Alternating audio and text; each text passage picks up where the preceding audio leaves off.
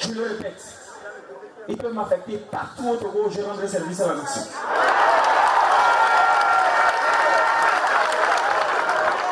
Comment salut? Hier, les 3 points qui ont reçu la lettre transmise il y a de cela peut-être une semaine ont été passés en revue. Mais bien avant qu'on commence les discussions, pardon, le ministre, le négociateur principal, nous a fait savoir qu'il voudrait avoir des gens capables de décider sur la table.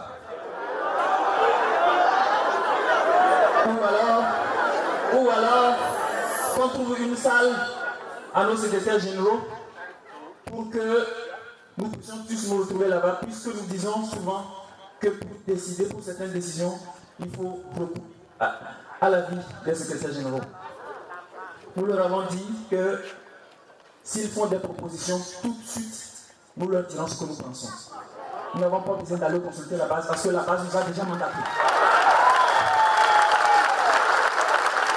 Mais si c'est lever une grève, nous ne ferons jamais cela. Il ne faut pas que ça sente ça de nous.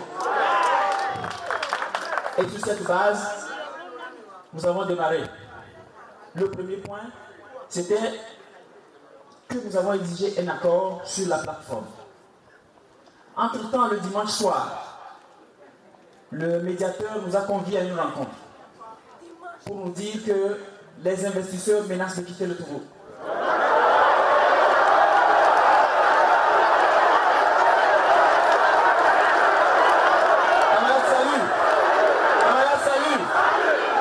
Salut!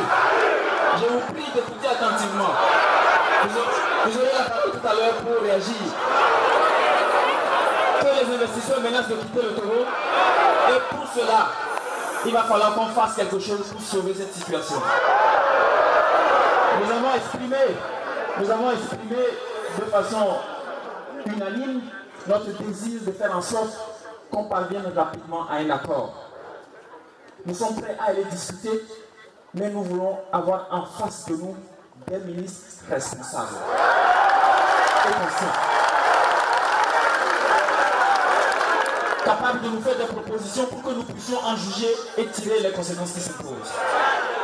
Nous leur avons dit que nous ne nous présenterons sur une table de négociation s'il y a des chances d'aboutir à un accord.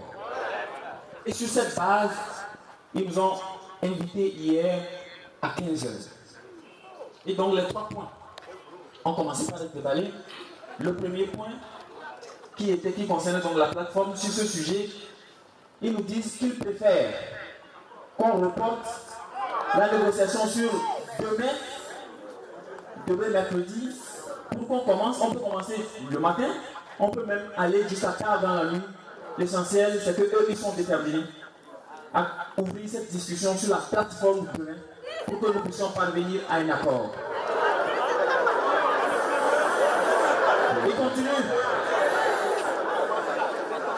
Ils continuent, ils abordent le deuxième point. Le deuxième point, c'est le problème des budgets autonomes.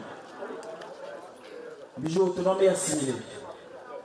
Sur la situation des budgets autonomes et assimilés, ils disent qu'il ne peut pas y avoir avantage mécanique des fonctionnaires aux agents qui émargent sur le budget autonome. Que pour certains secteurs, le gouvernement peut l'accorder de façon mécanique, mais pas dans l'immédiat. Il donnait par exemple l'exemple du secteur de la santé. Alors qu'à la première négociation, il nous disait non, point barre. Cette fois-ci, ils reviennent, ils se rétractent, ils disent pour certains budgets autonomes, ça va être possible, mais ça peut accuser un retard. Nous avons dit et les autres? Et les autres, parce que pour nous, ce n'est pas une question de secteur de la santé. C'est tous ces Togolais qui sont recrutés, qui rendent le service public et qui pallient à l'absence de l'État. Qu'est-ce qu'on leur fait? Ils disent ça va être traité au cas par cas. Ça va être traité au cas par cas au cours de la discussion de demain. Qu'est-ce que nous en pensons? Nous leur avons dit que cette question aussi, ça va venir à l'AG. Cette question aussi, ça va venir vers les travailleurs eux-mêmes et ils vont devoir se prononcer, alors nous leur dirons quelle est notre position. Troisième point, c'est les événements malheureux de l'apprendre. Sur l'assassinat de Douti, ils nous disent que la dame qui a tiré sur Anselme a été mise aux arrêts et que le processus judiciaire est déclenché. Et que ceux qui veulent la voir peuvent en faire la demande lorsque le procès va être ouvert pour qu'ils puissent la voir. Sur le second point, concernant la mort de Douti, le chef de l'État avait annoncé une enquête. Ils nous disent que l'enquête, qu'ils n'ont pas trop d'informations sur l'enquête, que de toute façon, ils vont aller aux sources et demain, ils nous donneront les résultats de cette enquête.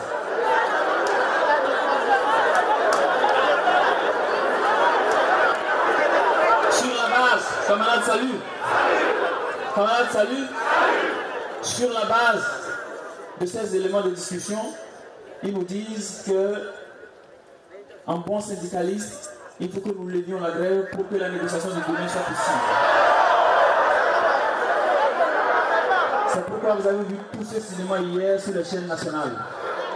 Nous avons dit que, à la synergie, les grèves ne se lèvent pas ni au conseil ni à la coordination, c'est aux assemblées générales.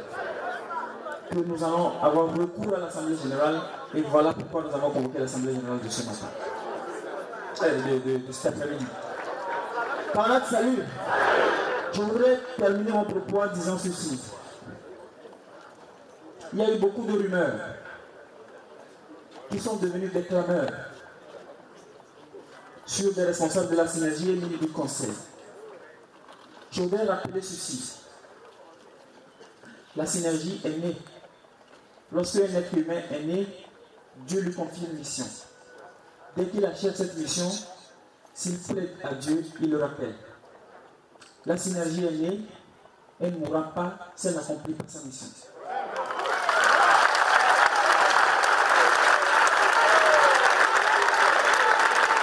La synergie n'a pas été créée, elle est née, elle accomplira sa mission, et le jour où il plaira au bon Dieu, il la rappellera à lui.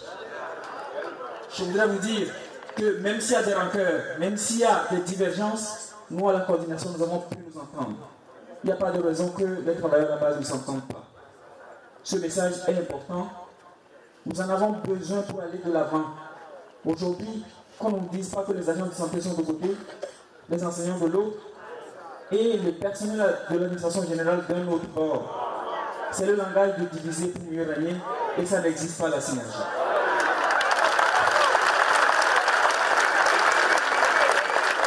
Je voudrais vous convier à méditer sur ça parce que c'est important. Le diable peut nous détruire par là. Méditons là-dessus et prions pour que la synergie vive le plus longtemps possible. Merci.